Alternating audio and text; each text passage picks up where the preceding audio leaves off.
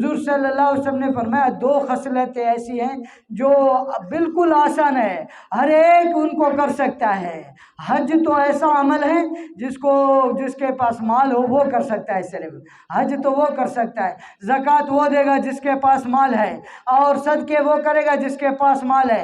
لیکن اللہ کے رسول صلی اللہ علیہ وسلم نے فرمایا یہ جو 2 عادتیں ہیں یہ بہت آسان عادتیں ہیں، اس کو امیر بھی کر سکتا ہے، اس کو غریب بھی کر سکتا ہے، اس کو مسافر بھی کر سکتا ہے، اس کو کوئی گھر میں رہنے والا یہ بھی کر سکتا ہے، اس کو مقیم بھی کر سکتا ہے ان کاموں کو۔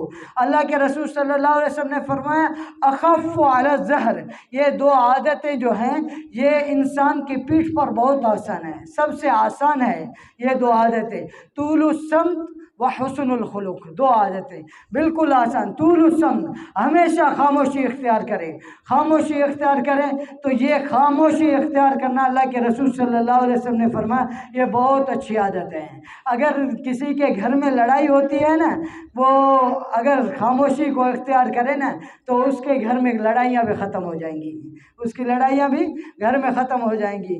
اور اسی طرح حسن الخلق، اگر معاف کرنا سیکھ لیا تو پھر بھی اس کے گھر میں لڑائیاں ختم ہو جائیں گے۔ اللہ کے رسول صلی اللہ علیہ وسلم نے فرمایا ما اثقل فی المیزان من حسن الخلق، کہ میزان میں اچھے اخلاق سے زیادہ کوئی عمل بھی بھاری نہیں ہے۔